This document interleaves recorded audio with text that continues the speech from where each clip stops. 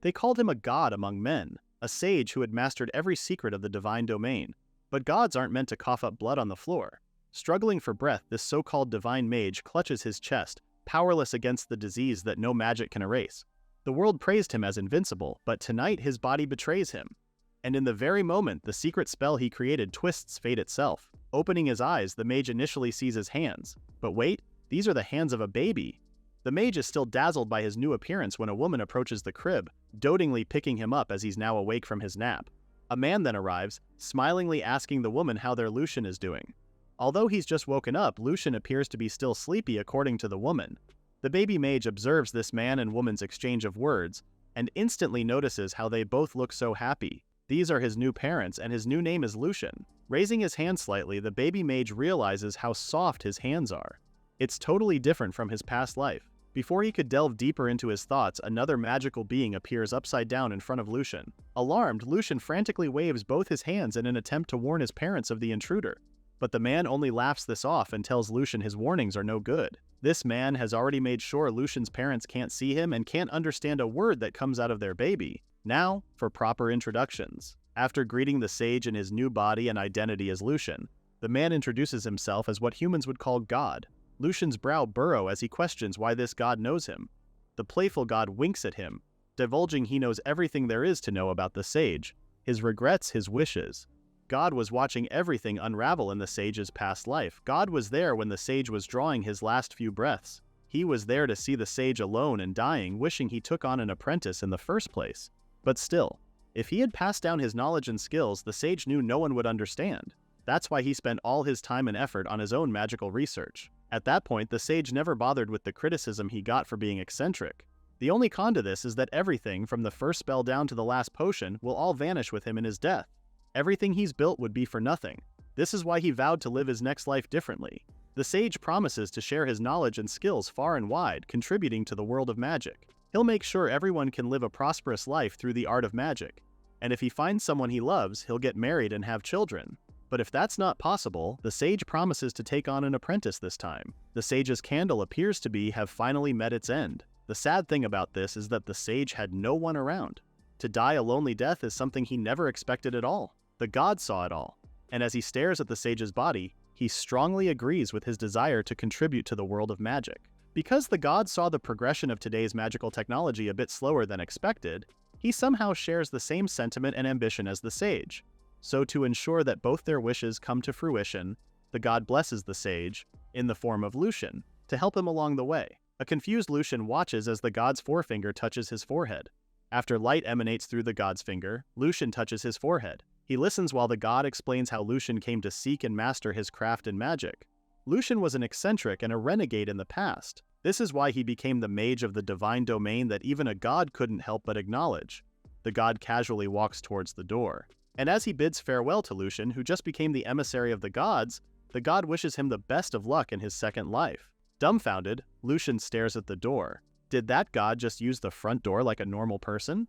Good thing only one of Lucien's parents caught a glimpse of it opening and closing. Anyways, back to this loving family. The dad starts poking Lucien's cheek. Upon seeing Lucien without any reaction, the dad comments on how quiet their baby is and doesn't even cry at all. But he was so lively moments ago though. The dad even tries cheering Lucien up, calling his son a genius. The mom lovingly coddles Lucien. To her, it doesn't matter what Lucien is as long as he grows healthy and strong. Not long, the appraiser finally arrives and asks if Lucien is the one she'll be seeing. The mom cheerfully confirms this and lays Lucien on the bed as per the appraiser's instructions. The appraiser is now going to appraise Lucien and see his aptitude. Now that Lucien is on the bed, the mom can't help but feel excited as to what kind of aptitude her son will get. Even the dad is guessing Lucien will have the aptitude of a great mage. Be careful what you wish for. Smiling, the appraiser praises both the mom and dad for being doting parents, especially that they don't have any blood ties to nobility. Now the appraiser starts her appraisal on Lucien, who is already feeling bad for what he's doing. He can't have the appraiser see his abilities, so this baby is using concealment magic to block the appraiser's magic. The appraiser now seems confused because she can't see anything clearly. Lucien, on the other hand, tries to use appraisal magic on himself. It's great that the concealment magic is working well on hiding his abilities too. Summoning his stats, a panel appears before Lucien, who immediately clicks to see what magic he can use right now. Apparently there's a lot he can do. space, smithing, enchantment fixation, alchemy, gravity, and God's divine protection. This is to avoid all forms of misfortune. Lucien now understands what the god meant with bestowing him with the blessing. The god made it so Lucien can use all sorts of magic. What Lucien doesn't realize is that he uttered everything out loud, shocking everyone in the room. They just heard Lucien talk, but refusing to believe it. Lucien talks once again, wondering what kind of magic he can use with his body right now. Both his parents rush towards the crib, shocked with what they just heard. Could their son really be a genius? The appraiser herself had been so taken aback with hearing Lucien talk that her knees went numb. Lucien now realizes the god must have undone the magic on his parents earlier. That's why Lucien's words can finally go through. Knowing these people will be taking care of him, Lucien decides to properly greet his parents. Lucien then uses his support shadow double magic, wherein one can use when injured or have difficulty moving on your own. Your shadow will replicate your usual movements. The baby is now standing up in front of his parents. Before the adults could say anything, Lucien greets his father and mother, asking them not to be so surprised by something so trivial. Lucien then bows his head as a sign of respect, asking his parents for their kindness as they are going to raise him for some time. Both his parents are awestruck with how respectful Lucien sounds. It's like they're talking to an adult. Using gravity magic to sit down, Lucien floats up in the air, noting how convenient this magic is for him.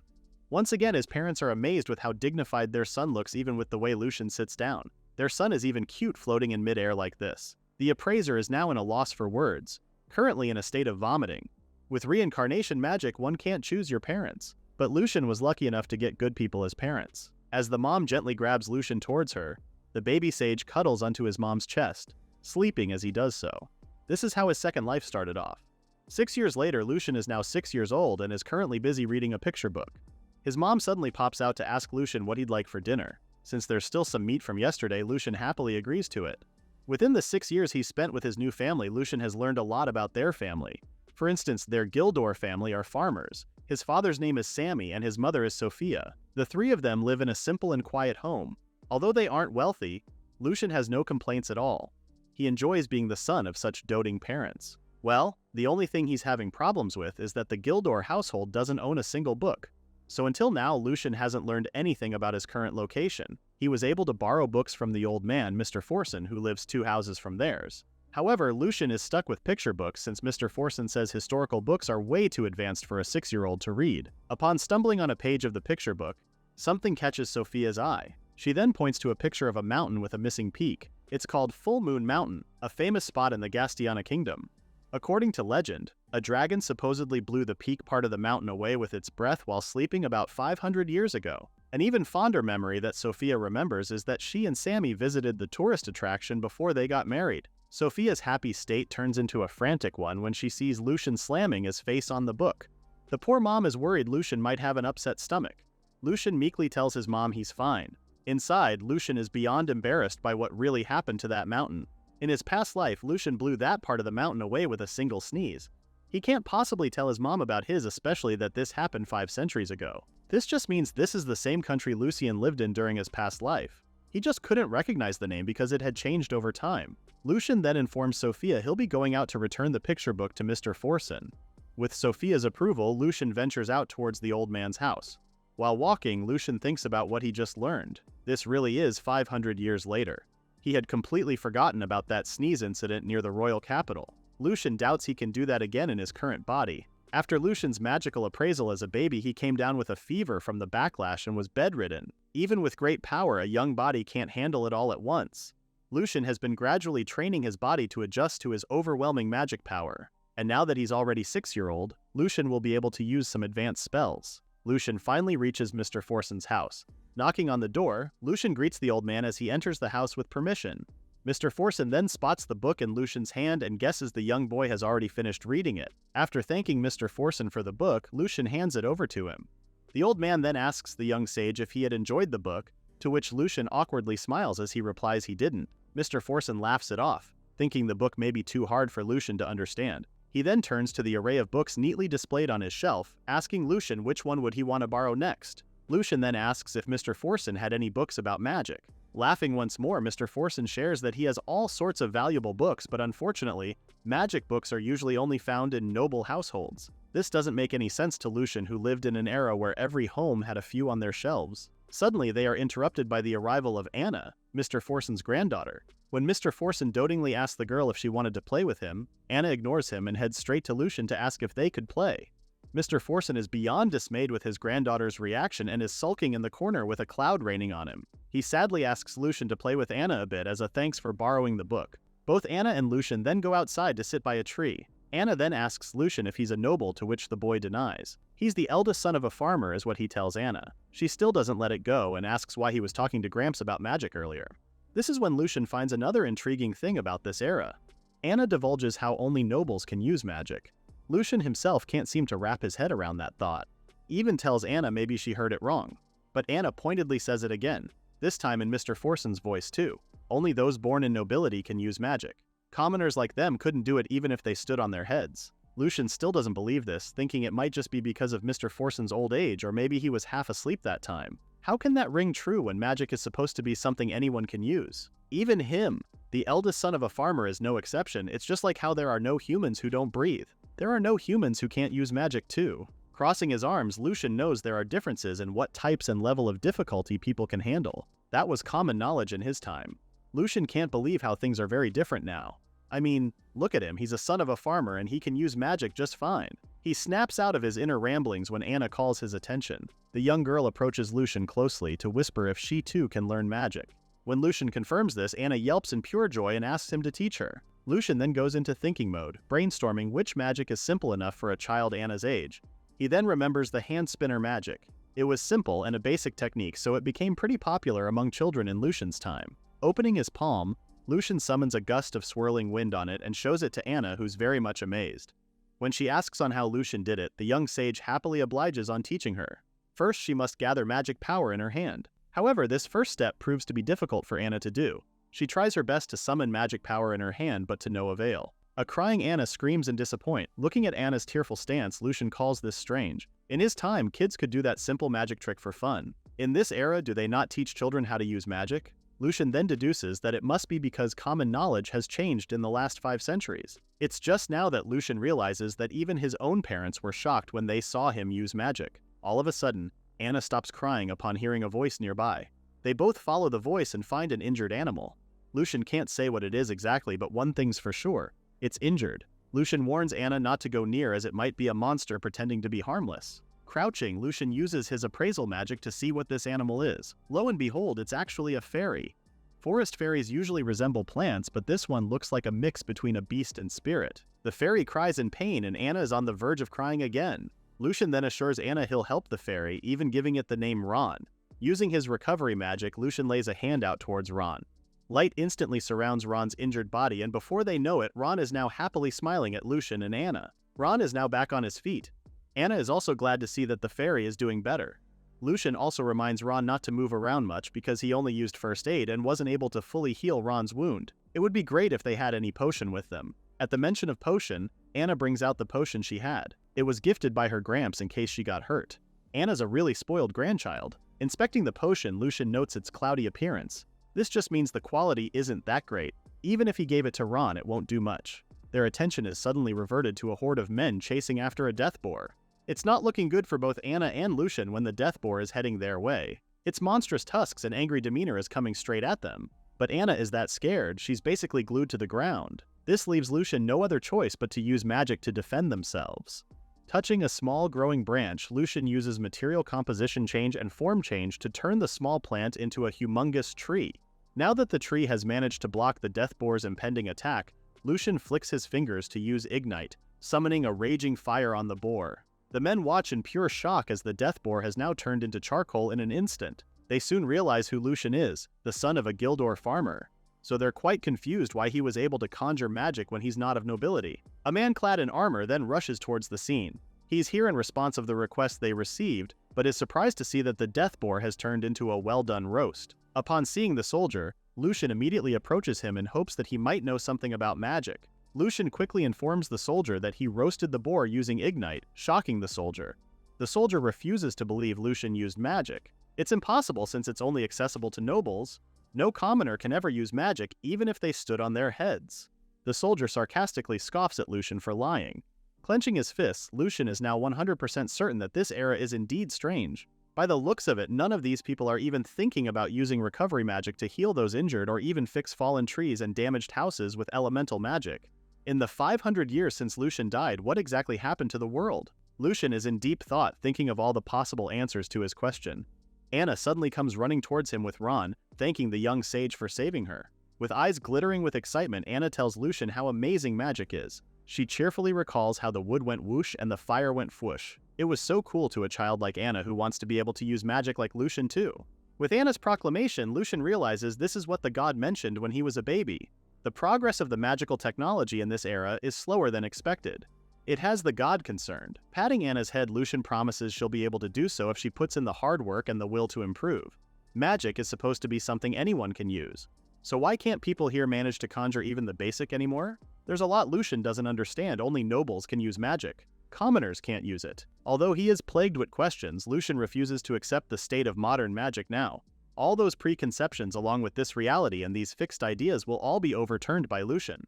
With his strong will, Lucien vows to create a world where everyone can learn magic, so that all people can live better lives. Recalling his past, Lucien used to scribble in the air all thanks to magic.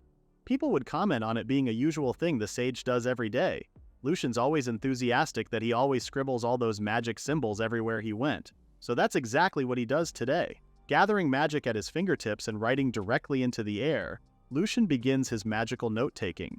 In his past life, this is also what everyone did instead of jotting notes on paper. They didn't need paper or a pen before, just wrote everything in the air and folded it down small to carry with them. It's a super useful technique. Before. As young Lucien finishes scribbling, he turns to Anna, his current student, who reveals she can't see anything there but a wall. This stones Lucien in place, stopping his enthusiastic writing. So Lucien tries his mom, scribbling in the air, and asks if she could see it.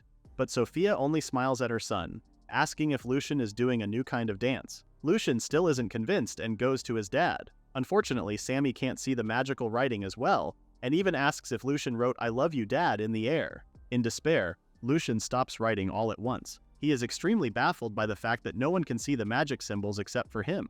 After the death boar incident the other day, Lucien already confirmed the magic technology of this era hasn't advanced at all. It's actually regressed. Later that night, Lucien can't sleep thinking of this dilemma he's facing. It's bad enough these people believe only nobles can use magic. Even if he tries teaching them his techniques, they still wouldn't understand.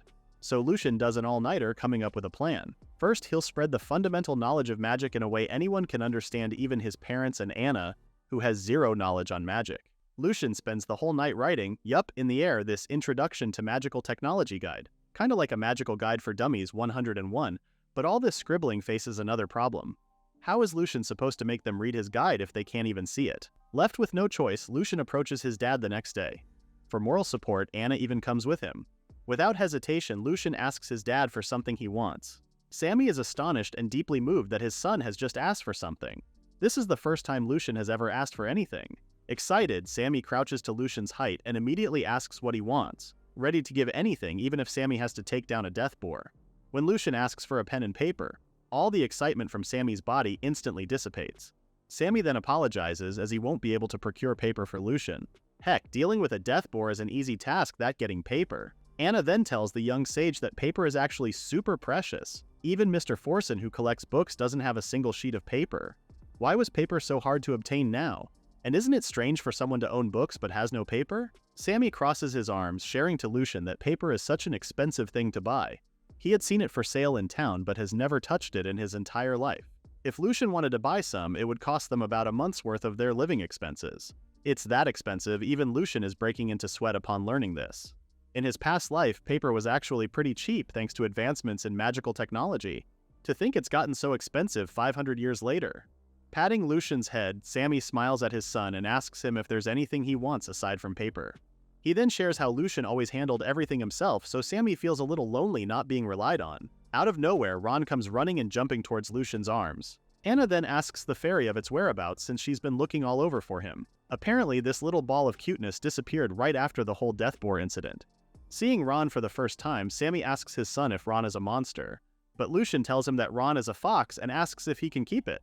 Now this is something Sammy can actually agree to. After cheerfully saying yes to keeping Ron, Sammy calls it a great day. Not only has Lucien asked for something for the first time, but he's also taking an interest in Sammy's work. In Lucien's mind, his goal is to get some paper for him to make a grimoire. If it costs a month's worth of living expenses, then he has to figure out how to get money himself. Lucien then spots some tools his dad uses for work. Inspecting them, Lucien can tell they're pretty well used and are rusty in some places. Even the blades are chipped. While his dad is busy, Lucien uses his magic on the tools, carefully enhancing them. His magical work goes unnoticed, and not long after, Sammy takes both of them outside to start working on cutting the grass. As Lucien cheers for his dad, the young sage thinks of his plan on earning money for paper. He could actually make paper with magic like in his past life, but Lucien doesn't have the materials for it, and that would take too long to make enough paper. Hunting a large number of monsters in the forest is completely out of the question, since Lucien doesn't know what impact that would have on the ecosystem. Just as Sammy is about to cut a portion of the grass with the magically repaired tool, it suddenly slashes through the whole area of grass. A shocked Sammy holds onto his scythe as he calls the attention of his son. He even takes a look at the grass behind him and is startled to see it fully cut. This has been Lucien's plan all along. Since none of his ideas are doable, the next option would be to support his father, the family's breadwinner, to increase his work efficiency. That way, their income will also be boosted. Now Sammy doesn't have to worry since the grass is cutting itself. Lucien looks at it proudly. He only used smithing magic to improve the tool's performance and then enchanted it with an area of effect widening wind-type magic. I guess Lucien overdid it a bit. Sharing sandwiches for lunch, Lucien then reveals to his father about using magic on the scythe. It's more than lessening the burden on Sammy too. It's now easier since it usually takes him hours to finish cutting the grass. Sammy is proud to have a son like Lucien who is really loved by magic. Hearing this, Lucien is quite embarrassed and tells his dad it's actually not a big deal at all. But to Sammy, it's like a miracle. He then reminds Lucien that he mustn't show off his magic and must never use it for any evil intentions. Lucien smiles as he chews his sandwich, agreeing with what Sammy said. Not that Sammy is worried though. He knows Lucien is a good kid. Lucien was actually thinking of gathering some random farm tools, enchant them with magic, and sell them to the villagers for a high price. It's not like his father saw right through him, right? As Lucien continues eating his sandwich, he notices the withering plant in front of him. It's not doing well, it seems. According to Sammy, this field actually got hit by bugs. Sammy has been taking measures against them, but there's not much more he can do. When Lucien asks if he had used pesticides to kill the bugs, Sammy says they're not very effective and very expensive. All the fields have been hit by these bugs this year. It's not helping that they haven't gotten much rain, too. On top of that, a death boar even showed up to tear up the fields. Everyone in the village is at their wits' end. Having heard all this, Lucien swiftly stands up. That's exactly what he needed to hear. Lucien then readily bows to Sammy and excuses himself, telling his dad something came up. Anna also follows the retreating Lucien. Inspecting the dying plants Lucien uses is appraisal magic on them. No matter how much he can improve efficiency with farm tools, crops can still wither depending on the weather and environment. Thanks to appraisal magic, Lucien already knows the state of the crop's growth as well as the type of bugs eating the leaves. With this information, Lucien knows exactly what would nicely on them. Meanwhile, Anna and Ron are happily sitting as they watch Lucien pick out some herbs.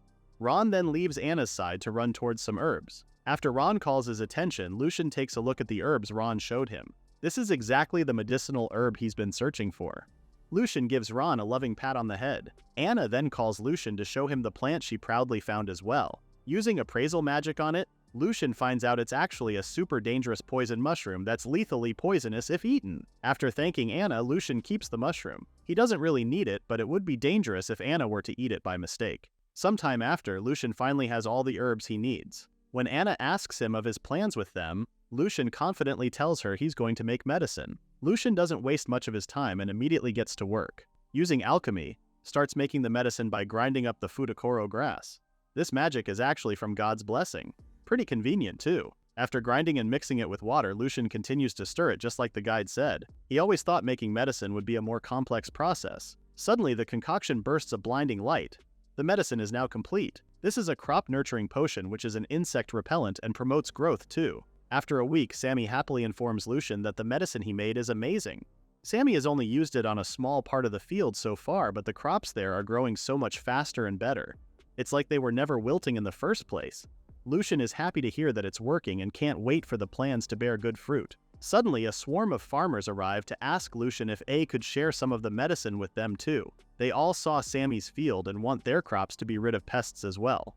Staring at them, Lucien realizes how his life is different now. In his past life, he has only pursued magical techniques and wasn't the type to go out of his way to make something for others.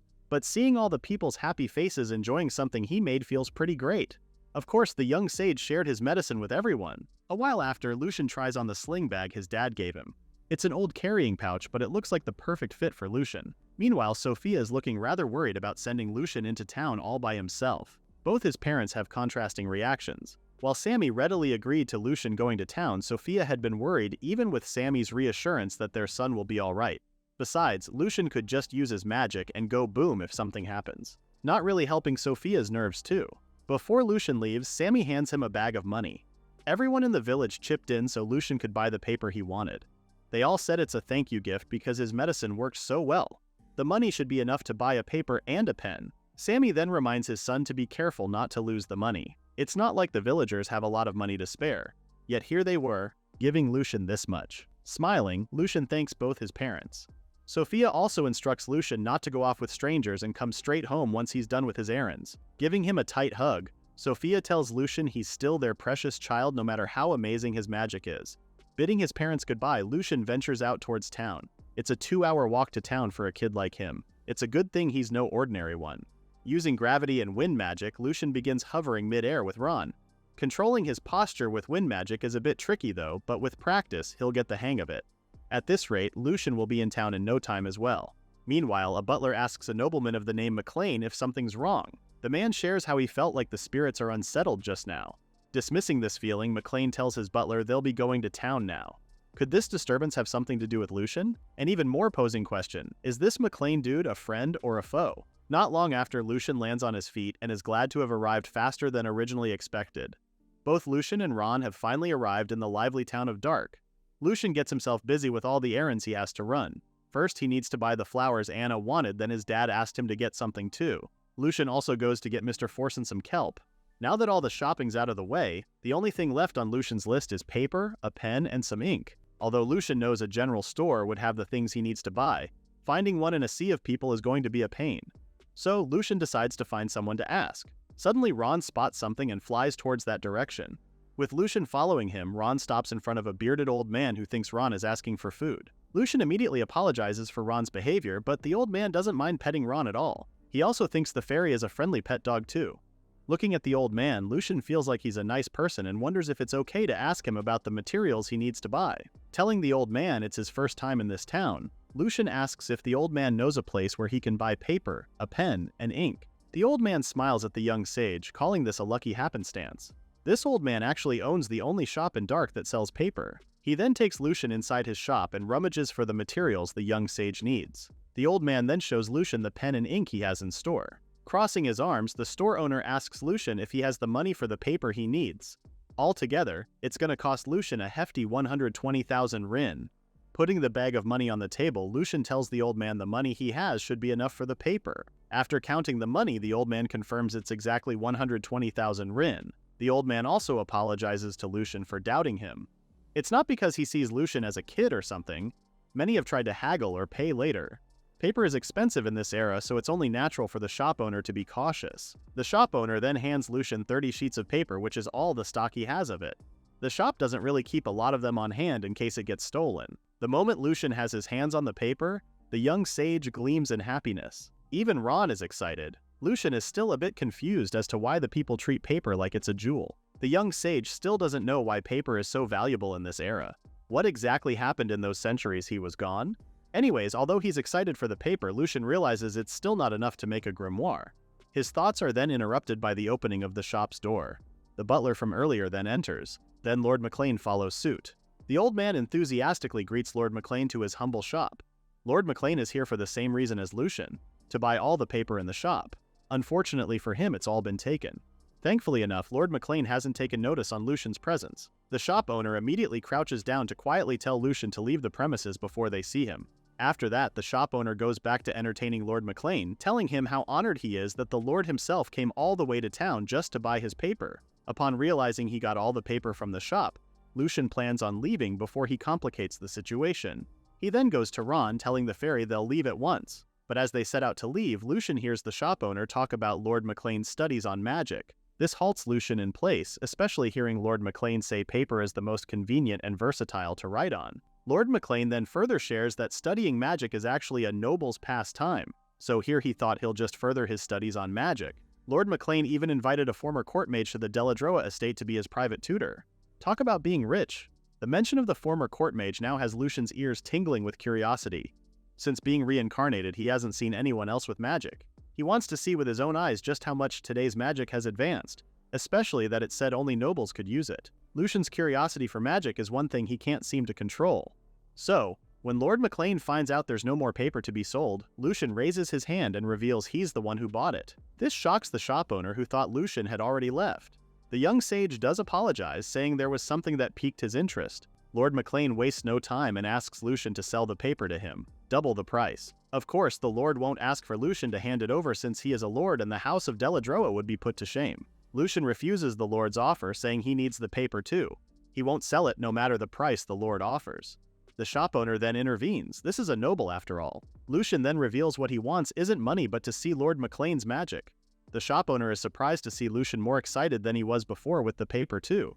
Laughing, Lord McLean agrees to Lucien's request. He even quotes the court mage who once said, "In the Aigle region, there is a McLean." Venturing outside, a crowd has gathered to see Lord McLean show off his magic. For some people, this will be the first time they'll be seeing magic. The butler approaches Lord McLean first, telling the lord to take it easy since his opponent is only a child. The lord brazenly says he's only here to surprise Lucien a bit. Yeah, good luck with that. In his mind, Lucien is very excited as well. He's finally going to see someone else's magic. Bowing down, Lucien shows Lord McLean his respect for the lord. Enjoying the young sage's attention, Lord McLean sulks this in and harnesses his magic power. Light glows underneath Lord McLean as he calls upon the spirit of the wind. This causes Ron to hiss, its eyes full of anger. When Lord McLean finally releases the wind magic he called upon, a gentle breeze touches Lucien's entirety. While everyone praises the lord for such cool magic, Lucien's once excited face bears no emotion now. A laughing McLean sees Lucien's expression as a sign of amazement, like too speechless to say anything, kind of amazed. He then rests an arm on Ron, who's sitting atop Lucien's head. The lord believes Lucien just witnessed the boundless magic of a McLean firsthand, and this will be etched on the young sage's memory for a lifetime. What Lord McLean doesn't know is that inside Lucien's head, he's having a frustrated conversation with his inner thoughts. I mean, Lucien #1 is really disappointed with what he just witnessed. What was that exactly? That was what Lord McLean called wind. That was merely a gentle breeze. Lucina #2 was also looking forward to seeing how Noble's magic had advanced, but that chant and magic said otherwise. Crossing his arms, Lucien #3 can't believe Lord McLean used spirit magic. The utter disappointment is oozing from Lucien. Spirit magic is a type of magic where you use chants and magic circles to call upon spirits and borrow their power as the price to activate it. In Lucien's previous life, he had doubts about spirit magic. Is it truly necessary to use spirits in order for humans to use magic? Everyone just assumes that's how it worked, but is it really true? Looking at his hands, Lucien had believed humans can harness magic on their own without needing to call upon the spirits. He would know because he did it himself. Concentrating on his hands, Lucien was able to make fire without calling the spirits. This solidified his theory. Humans can really use magic without spirits. Lucien had proved the spirit unnecessity theory. This new discovery did receive backlash and doubts, but there were those who were interested. But before Lucien could spread this new magical discovery, he lost his life to an incurable disease. Lucien really thought someone else would have carried out his research and made spirit magic obsolete. To think it's been 500 years too. The young sage seems to be at a loss with how magic has regressed. It's true that there were a lot of people fixated with spirits and chants. Was it all just dismissed and forgotten as ramblings of a stubborn, eccentric, shut-in sage? Lucien snaps back to reality when he hears Lord McLean laughing and asking him if the sight of the Lord's magic had made him wet himself. He even asked the crowd to give Lucien a fresh pair of underwear. This mockery doesn't sit well with Lucien, who's now adamant on showing Lord McLean the kind of magic that requires no spirits and chants. Lifting his hand, Lucien summons wind magic without even uttering a single word. The pile of wooden boxes behind Lord McLean stumbled as Lucien continues to grow his magic. Not long after, the wind grew bigger and harsher, surprising both Lord McLean and his butler. Soon the pressure of the wind is beyond their control that Lord McLean loses his balance. Lucien then slowly makes a fist out of his hand so the wind could slowly die down. That was the first step of wind pressure magic. Wind? Lord McLean is utterly in disbelief with what he just saw and heard. Wind magic that powerful? There's no way it could be that powerful without calling upon the spirits. Because of the wind Lucien conjured, he didn't see Ron being swept away by the pressure as well. The poor fairy is profoundly terrified being in the air. Good thing Lucien is able to catch him on time. Lord McLean is still shocked from the events earlier. And as he watches Lucien coddle Ron, the Lord now questions who this young boy really is. So the Lord decides to take Lucien back to his estate. While in the carriage, both Lucien and Lord McLean talk about magic. With crossed arms, Lord McLean shares that the only magic he knows of is activated by calling upon the spirits in exchange for magical power. For someone like him who studies magic, this is common knowledge. When Lord McLean tells the young sage that his magic is completely different from he's studying, Lucien only confirms the Lord is definitely right. In Lucien's mind, he apologizes to his mom for going home late. He promised he'd go straight home after his errands after all. Guess that's not going according to plan since Lord McLean basically took him earlier, interested with the magic Lucien had shown. Lucien already knows Lord McLean had studied magic as a noble's pastime.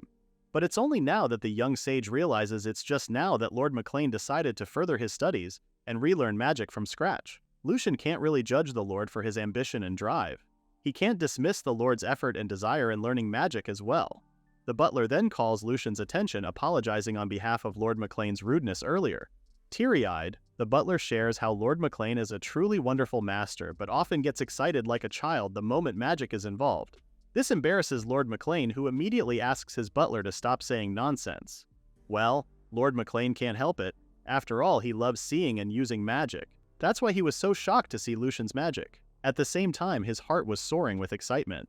To think there's a kind of magic one can use without calling the spirits or chanting spells? Lord McLean's face gleams as he expresses how much he wants to use this type of magic too. Looking at the Lord, Lucien can really tell he loves magic so much. Now Lucien asks Lord McLean about the knowledge that only nobles can use magic. When he asks as to why this is so, Lord McLean answers with one word: bloodline. Lord McLean has been taught that blood tide determine one's talent for magic. A specific bloodline is needed to use magic. This saddens Lucien. This thinking seems so arbitrary. Do these people want to keep magic exclusive to the nobility so badly? But one does not need a specific bloodline for magic. Lucien himself is proof of that. The only explanation Lord McLean could think of is that Lucien is a secret child of a noble. But this isn't possible since Lucien knows he is the only son of a normal farmer. The butler also guesses Lucien could be an incarnation of a great spirit, to which Lucien also denies. He is in fact a normal child with parents. Why is magic only inclusive to nobles when it is absolutely free for everyone? Even the people I see right now could all use magic if they just learned how. Back then, Lucien studied magic so hard he even came up with various perspectives and ways of thinking about it. He even had different approaches to it. When his studies took a sudden halt, there were people, even children, who gave him various ideas. Technology progresses further when many different people contribute their ideas rather just a select few. To think after 500 years the world has become the complete opposite of what he initially expected. In order for Lucien to pass his knowledge and help magic technology develop today, he needs to do something about this close-minded way of thinking about magic. Everyone should know that anyone can use magic if they just learn it. They finally arrive at Lord McLean's estate. The butler immediately goes to fetch the Lord's teacher while Lord McLean asks Lucien to tell the same story he did earlier. Since Lord McLean's inexperienced with regards to magic, he's not really one to pass judgment on the young sage. Lucien agrees, remembering the mention of Lord McLean's teacher who happens to be a former court mage. He then asks what kind of person the Lord's teacher is.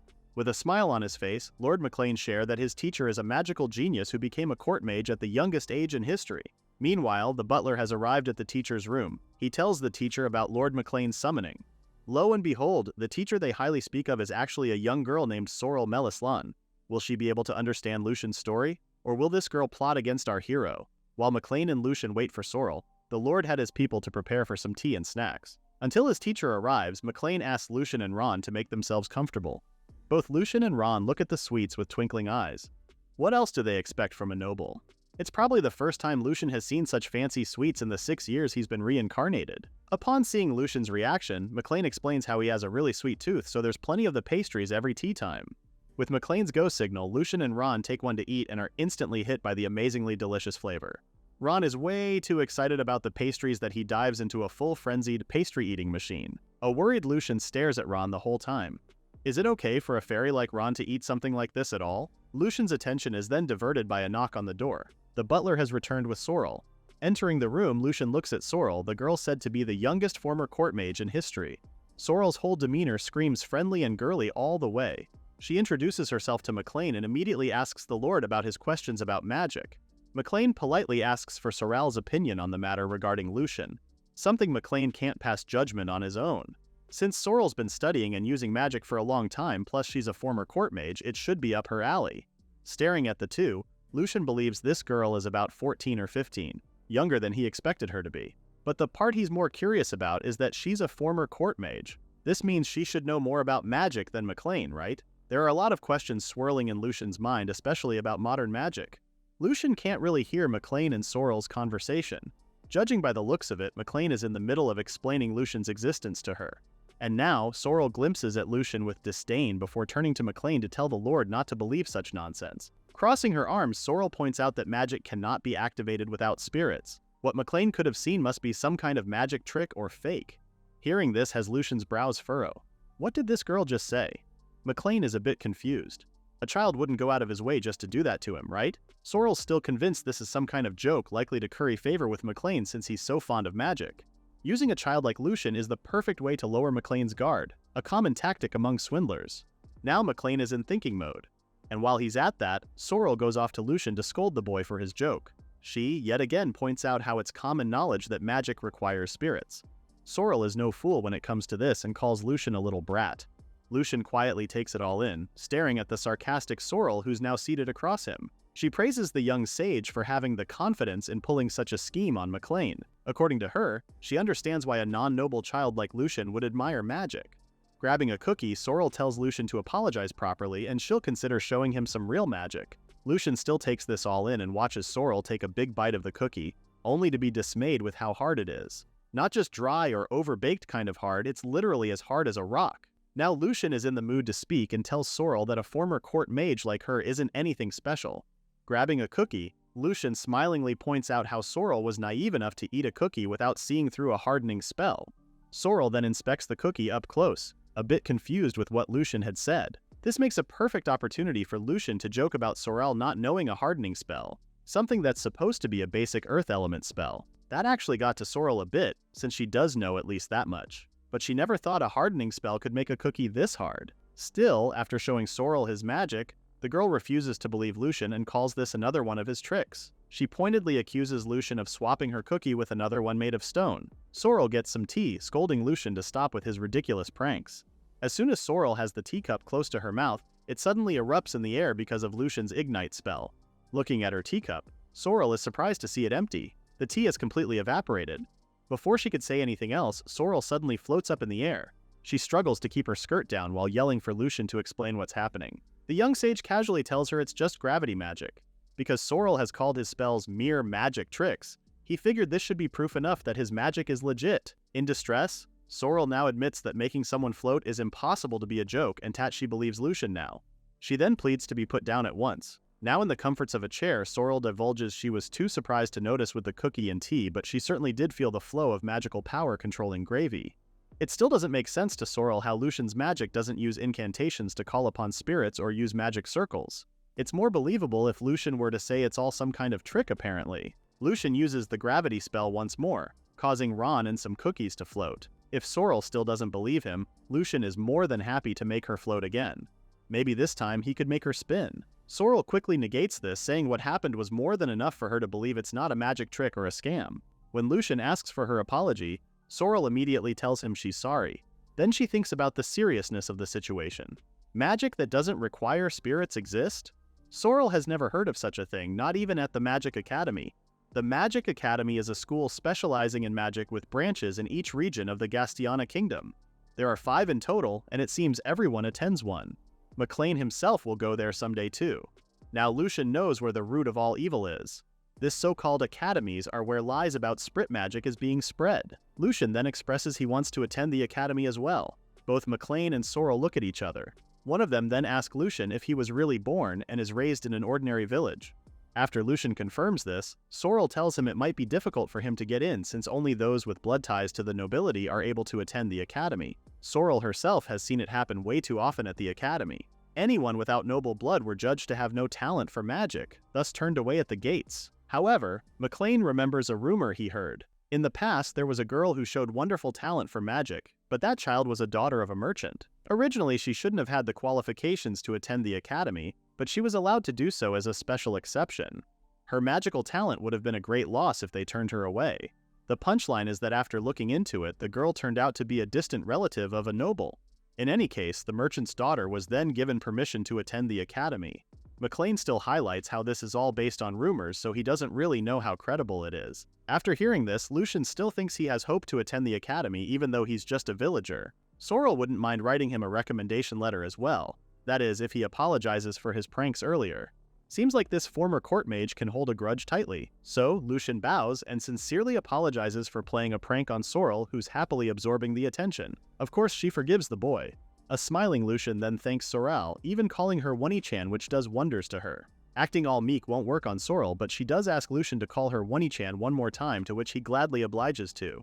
Sipping his tea, McLean is happy to see these two getting along rather well. Not long after, his eyes turn serious, like he's remembering something he wanted to ask Lucien earlier. Aside from the plan on attending academy, McLean asks the young sage to consider becoming the exclusive mage of House Deladea. While Lucien is confused with what this meant, Sorrel is very much surprised and excited for him.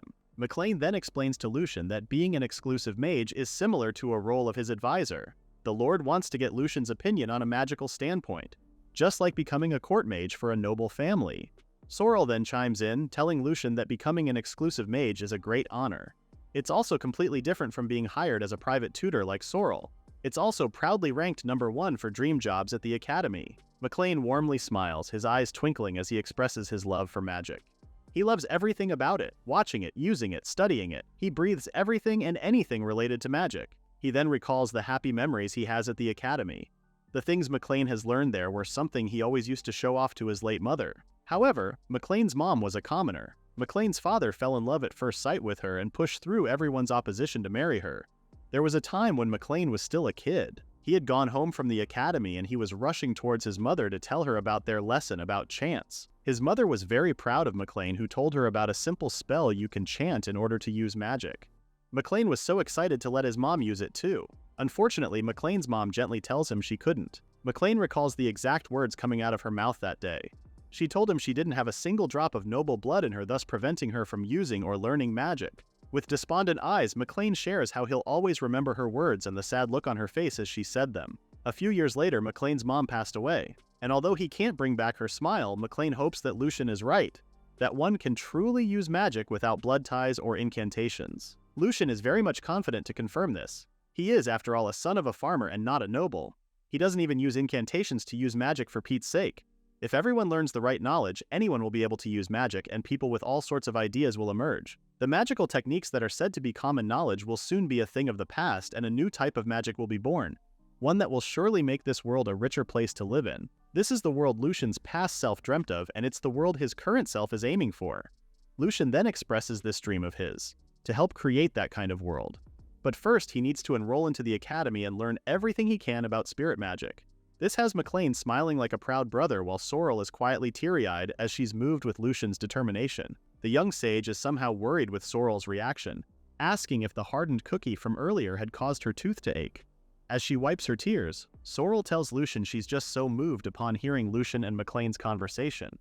So she stands up and puts her hands on Lucien's shoulders to tell the young sage she'll take responsibility in writing him a recommendation to the academy. Although she doesn't really know how effective that might be, Sorrel will still risk it. McLean thinks it'll do wonders though. She is a former court mage after all.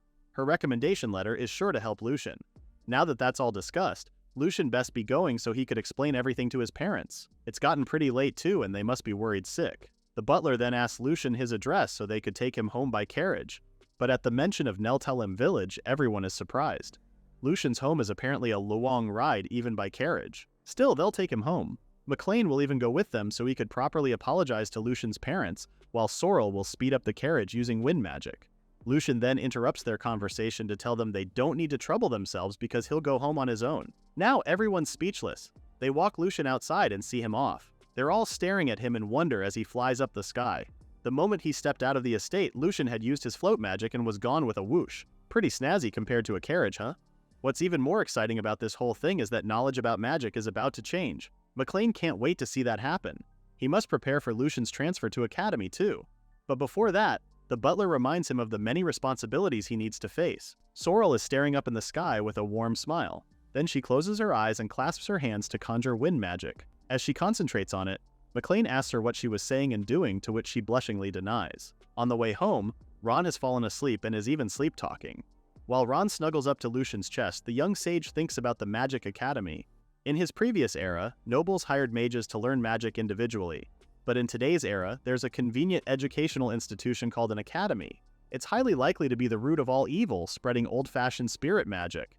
In Lucien's mind, they're pure evil. Thinking about it, if Lucien can really enter the academy, he'll first have to take a good look at the classes they teach. Still, Lucien's very much curious with what kind of place an academy is. After all, it's been 500 years into the future. Meanwhile, at the academy, a short-haired girl is seated on a bench while writing something on her notebook. Suddenly, a boy approached her to tell her they need to head home now. Will these people become friends with Lucien soon? A few days after they've returned from McLean's estate, Lucien notices Ron's current physical appearance. The fairy seems to have gotten bigger or something. Lucien initially thought it was just Ron's fur getting fluffier, but he's been feeling heavy on his shoulder lately.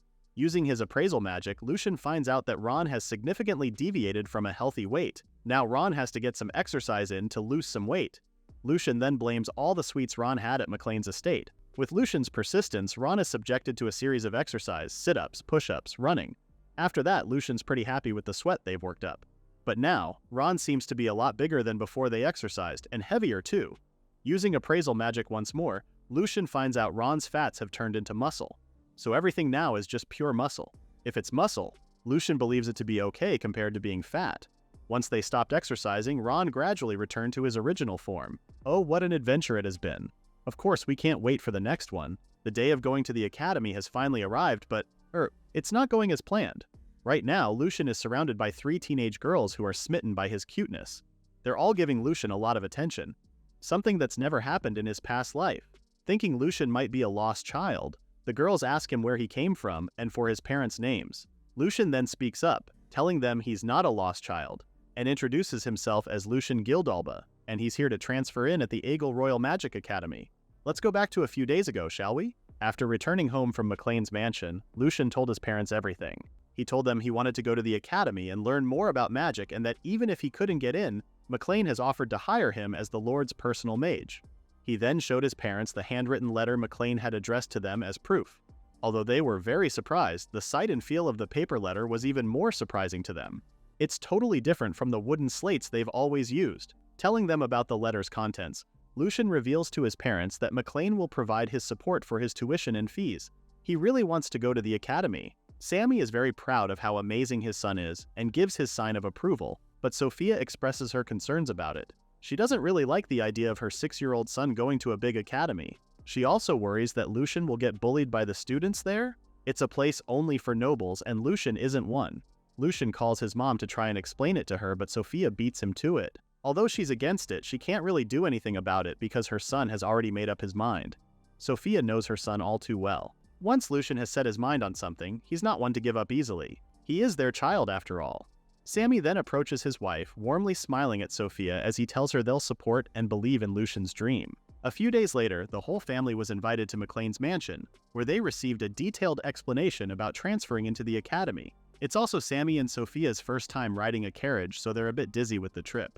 During their talk, McLean explains to them that Lucien's magical talent is immensely great. The history of magic might just change with his birth. That's how important Lucien is right now. McLean then goes on to tell them that the Magic Academy only accepts those related to nobility, and the tuition is set at a price to match. However, the House of Delalore will give their support on it. Sammy then asks McLean if he could give them some time to think about the financial support the Lord has offered. In Lucien's mind, he doesn't know why his dad would say that when it's completely impossible to pay the tuition with a farmer's income. Both Sammy and Sophia then bow down to McLean, asking the Lord to take care of their only son. Then, McLean was supposed to accompany Lucien to handle the transfer process, but something came up. McLean had to apologize incessantly, and asked Lucien to go to the academy on his own. And that's why he's here on his own, facing these 3 teenagers. Lucien then thinks about his family. They saw him off warmly. He's basically carrying their hopes on his shoulders. He can't just get kicked out for being a lost child. Before the girls could find one of the guards, Lucien raises his hand and summons water using his magic. The girls look up in the sky, astounded by the magic spell. With this, Lucien thinks the girls should be able to understand that he's not a lost child at all. Maybe they'll finally see that he's here to learn magic like them. The girls are pretty amazed with Lucien's magic. He did use water without any water nearby, and was able to cast it just by saying the spell's name. Although the girls are amazed, they can't really hide the fact that they got soaked with the water. This has Lucien thinking, It was never his intention to leave these girls soaking wet, so without further notice, he lifts his hand again to summon wind. In an instant, the girls are completely dry. To think Lucien can use his two elements at once. Now the girls think this young boy could be some kind of prodigy, to which Lucien calls an exaggeration. But the girls believe he is, since he just used magic from two different elements. That's a pretty big deal because not everyone can do that. Normally, people can only use one element. Hearing this, Lucien's ears begin to tingle with anger. Who ingrained such falsehood into everyone? There might be affinities and weaknesses, but there's no way there's a limit to the elements one can use. Now Lucien overthinks everything. He can't just leave this magic academy to its own devices. He needs to enroll quickly and see what else this institution is teaching. The short-haired girl then reminds Lucien not to suddenly use magic on other people. She already understands Lucien's here to study magic, but it's kinda inappropriate to bombard someone with water. Seeing that it does make sense, Lucien bows down to apologize, to which the girls call him a good boy for doing so. Later on, the short-haired girl volunteers to take Lucien to the teacher's office and also introduces herself as Irina. The other two girls had other things to do, so they left Irina with Lucien. Because the walk to the teacher's office is a bit of a walk, Irina hands Lucien some apple juice. She also has orange juice too, just in case Lucien gets thirsty on the way there. The young sage tries turning it down, but he eventually takes the apple juice. Lucien says he doesn't have a choice since his tongue has a child's palate. After a few sips, Lucien actually likes the moderate sweetness and faint acidity this apple juice offers. The two soon arrives at Teacher Gertz's office. Irina excitingly shares to him about bringing the amazing boy who wants to transfer in. Seeing Irina's excitement, Teacher Gertz's guesses the boy must be recommendation they received from the House of Della Delore. A child is not what Teacher Gertz expected. Lucien then introduces himself and presents the money for his tuition fee. When Teacher Gertz asks about Sammy's noble rank, Lucien honestly answers him that his father doesn't have one. This doesn't really surprise Teacher Gertz since this has been common these days. Apparently, for the entrance requirement of being related to a noble, a distant relation is fine. Therefore, Lucien's father doesn't need to be a noble himself. That's not really what Lucien meant with his answer earlier, but luck may be on his side as Teacher Gertz clearly misunderstood his answer. Teacher Gertz then asks Lucien to fill out a piece of paper that includes name, age, birthplace, parents' lineage, and any experience learning magic. The problem now is Lucien doesn't know his parents' lineage. In the countryside, it's common for many people in the village to be old acquaintances. Teacher Gertz notices Lucien has stopped writing and is now deep in thought. When he asks about it, Lucien honestly reveals how he doesn't know his parents' lineage. Teacher Gertz raises his eyebrow, telling Lucien he must know his own origin if he's really a noble. That's when it all clicked in the teacher's head. Before he could even scold Lucien, Irina swoops in to defend the young sage. She tells the teacher about Lucien's talent in using two types of elemental magic, to which surprises Teacher Gertz. Irina goes on to swear she saw it with her own two eyes, how Lucien used both water and wind magic before them. Now, Teacher Gertz can't say anything at all. What Irina's saying is near impossible, but why would she lie for a commoner, right? Lucien then raises his hand to intervene in their conversation to hand the letter of recommendation Sorrel had written for him. Teacher Gertz is taken aback. Could Lucien mean Sorrel, the youngest court mage in history? Judging by Gertz's reaction, Lucien could really tell the Sorrel's recommendation letter is top-notch. However, Sorrel has already quit her position as a court mage. Gertz doesn't seem to know this and that Sorrel has been hired as a private tutor by McLean now. Upon reading the letter, Gertz authenticates Sorrel's letter as legit. Since Gertz is in charge of the examination for transferees and knee admissions, he tells Lucien about a little test he needs to do at the training grounds. Once at the training grounds, Gertz then calls upon the spirits so he can make a magic barrier surrounding the field. He praises Lucien for spotting the barrier by just looking. Then he explains that the academy has the same kind of magic around it. It's an excellent piece of work that one can't enter or exit without special keycard. Speaking of which, Gertz is confused as to how Lucien was able to get inside the academy without the special keycard. Was it Irina that opened the door for the boy? Lucien casually tells the teacher that he managed to dispel it. Gertz is that astounded that he managed to drop Lucien's money bag. Apologizing, Gertz crouches down to pick up the bag's contents. Suddenly, Gertz's smile fades as he stares at the dirty coins on the ground. He picks one up, appalled to see the coins, and every piece of it is filthy. Bowing down, Lucien apologizes for it and explains this is the money everyone at his village chipped in for his tuition fee. 2 weeks ago, after Sammy and Sophia visited McLean's mansion, Lucien was cleaning up one of the tools when his dad called him over.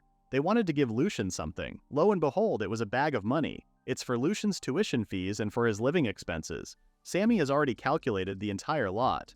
Because Lucien sold his paper to McLean, the young boy will have roughly around 3 million rin, including the bag of money. Lucien did sell his paper since attending the academy will have him preoccupied and he won't have time to make magic books anymore. But it's still impossible to reach 3 million. So where did the money come from? Looking at the coins, it's all rusty and covered in mud. It's totally different from what he received from McLean. Lucien could only think of one more answer to his question. This is from everyone in the village. They did help him buy his paper before. Seeing Lucien's soft expression, he then tells his son that he is the hope for people like them who can't use magic. Although McLean is a good lord, there are other nobles who think of them as commoners who can't use magic as nothing but failures. There have been people from their village who have been scorned and even kicked around by relatives of nobles. So when Sammy told everyone that Lucien, his son, is going to attend the academy to learn magic, everyone was overjoyed and happily gave the family financial support. Lucien is their hope after all. Holding this bag of money carries a lot of weight. Lucien isn't a grand person. He was only reincarnated because of his past regrets, and that's the only reason why he's alive now. While Lucien sits there with his own thoughts, Sammy continues to tell his son that they plan to thank McLean and decline his offer of financial aid for Lucien's tuition. Sammy and Sophia wanted to handle this within the village. They've discussed this with everyone as well, and they all agreed with this decision. If plans didn't work out and they couldn't raise the money, Sammy and Sophia were planning to ask for McLean's help. It's a good thing everything worked out just as planned. Thanking his parents, Lucien warmly smiles. This money in his hands is filled with everyone's wish for Lucien to change the world. Going back to his present conversation with Gertz, Lucien tells the teacher that everyone in the village pitched in a little bit of money so he could attend the Magic Academy. The word village has Gertz clenching his fists. Upon Lucien's confirmation that he is indeed from a small village, Gertz's whole demeanor changes into one of disgust. Gertz then calls Lucien a filthy peasant brat. He already doubted Lucien's so-called noble lineage. Well, here comes Gertz's true colors. Not only is this teacher mocking Lucien now, he's also doubting the recommendation he received from the House of Deladalore. And boy is he glad he found out before the test. Gertz doesn't want to allow a mere peasant to enroll and cast doubt on the dignity of the academy. This isn't something new to Lucien. There are nobles like Gertz in his past life, exclusionary purists who are extremely averse to the thinning of their bloodline. They look down on and discriminate those who aren't pure blood. Lucien, who's still crouching down, doesn't mind being insulted. What's triggering him is when Gertz used the term filthy peasants. Gertz is insulting now only his parents, but the villagers as well. This schmuck doesn't know a thing or two about how hard they struggle every day, yet he has the audacity to mock them? A smug look splays on Gertz's face, raising his left leg towards the crouched Lucien. Then he asks the boy to lick his shoes clean, and he might consider whether or not to give Lucien the test. He also looks down on Lucien, reminding the boy to know his place and calls him a peasant brat. Lucien stares at Gertz, clearly insulted by the teacher's words. But the teacher isn't phases at all. Even threatening Lucien, he'll fail him. All it takes is for Gertz to say the word fail, and Lucien won't be able to attend the academy. Taking a step forward, Gertz approaches the money on the ground and kicks it away. To him, Lucien can't learn magic with such filthy magic. This is the last straw of Lucien's patience. The young sage slowly stands up to answer back. Gertz has no right to call his parents and the villagers' hard-earned money filthy. It's true that some of the coins are rusty or stained with dirt, but it's what everyone gave Lucien. That means a lot to the young sage, since not many of the villagers' families are far from wealthy. Gertz laughs this off. Whether filthy money is on the ground or in a bag, there's no difference. It's still filthy. In the past, I only wanted to spread magical theory and techniques for Lucien's sake, but that's not true anymore. Now it's for Lucien's parents and the villagers who believe in him, for the people who can't use magic, for all the people throughout the world who are convinced that they can't. Resolute, Lucien screams how he is here right now to kill the false ideas of people like Gertz. Without a second thought, Lucien casts Dust Devil magic. Godspeed. Gertz laughingly tells Lucien to stop barking at the wrong tree since the young boy is just a mere peasant. Gertz doesn't even see Lucien's blitz move. The young sage has activated partial hardening, which hardens both his arms and legs to the strength of a diamond. Then he activated impact nullification, which nullifies the recoil from blows. And the bonus, Lucien activates enchantment fixation so Gertz will writhe in pain. The teacher didn't even see Lucien move and yells not to underestimate him. Gertz immediately calls upon the spirit to conjure the spell Flame Shot. A loud explosion covers the whole area with dust. When the field clears out, Gertz is confident he has defeated Lucien. He even mocks the boy, as spirit calling magic is what Gertz calls real magic, which one can keenly see and feel the difference in class between a noble and a peasant. Adjusting his glasses, Gertz mocks Lucien for whatever kind of parlor trick he was planning on using too. However, Gertz is shocked to see that Lucien is still standing. Lucien then expresses his disappointment at the thought that Gertz calls himself a teacher. Lucien only took the teacher's hit to gauge how powerful he would be, but is utterly disappointed by how weak it is. And to think Gertz just called it real magic. With the water shield protecting Lucien, Gertz is nerve-wracked. How can a kid use magic without a magic circle or incantation? After explaining to Gertz it's just part of the beginner magic for water, Lucien then announces it's his turn to retaliate. Before Gertz could call upon the spirits again, Lucien quickly moves to use a non-elemental magic called Triple Fang. With this, Lucien is able to punch Gertz right on the chest. Lucien then remembers the time when Sammy asked him what he wants to do at the Magic Academy. Lucien's goal has never changed, telling his dad that he wants to attend the academy, learn the current common knowledge, and shatter the magic that everyone takes for granted. With one final blow to Gertz's face, Lucien is able to defeat the teacher within seconds. Now this is what you call real magic.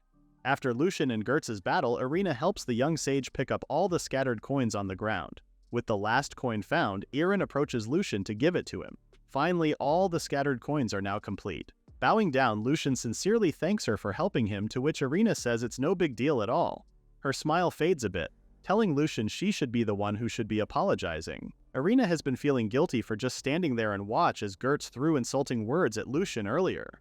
When Irina apologizes, Lucien assures her not to worry since he believes what she did was the right course of action in that situation. He didn't want Irina to get involved in his mess after all. Suddenly, they hear a groan from Gertz, who is now awake and injured. When Lucien asks him if he's awake now, Gertz is frightened to the core. He flinches, asking Lucien of his true identity and what he did to Gertz. Sarcastic, Lucien answers him that he is Gertz's favorite commoner kid and he only used magic. Now Gertz is angry and calls Lucien a liar. He doesn't believe Lucien used magic when he didn't even chant nor call out to the spirits. Accusing Lucien of trickery, Gertz shouts his final decision on the test. He has failed Lucien as he deems Lucien's background in magic has none. Looking at Gertz, Lucien can't believe this man hates commoners this much. Is it that, or that he hates the fact that he got beaten up by a kid? Come to think about it, it was the same for Sorrel. With the current standard of magic, Lucien's can't be measured easily. But he's not sure Gertz would understand the same explanation though. Irina then intervenes to defend Lucien. Just because the young boy didn't call out spirits doesn't mean Lucien has no background in magic. That's just unfair. However, Gertz has already made up his mind. He's the one in charge of the transferee examination and his decision is final already. Gertz also threatens to punish Irina if she speaks back again. Wow, what a sour loser this man is. Suddenly they hear an old man's voice demanding they stop their argument. It's none other than Headmaster Khan. Lucien, who's observing the headmaster, can already tell that the old man is skilled in the way he shifts his weight and gaze. Lucien believes the headmaster must have been something similar to a martial artist in his younger days. Both Gertz and Irina are now standing formally in front of Headmaster Khan.